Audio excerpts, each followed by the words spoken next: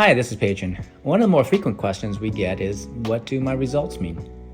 tCheck was originally designed to help a friend make edibles to control her Parkinson's. And when we're cooking, we usually measure out the oils in terms of volume, like teaspoons or tablespoons or cups. tCheck tells you the amount of cannabinoids there are in each unit volume, like milligrams per teaspoon.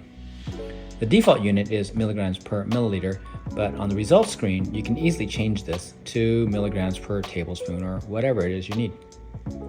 Now, using that information, you can figure out how to adjust your recipe to get exactly the strength you need. Fortunately, there is a calculator function in the tCheck app to simplify this math.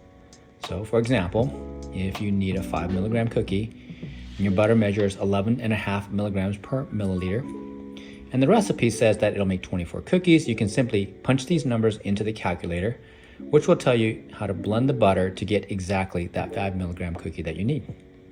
I hope this helps, and happy testing.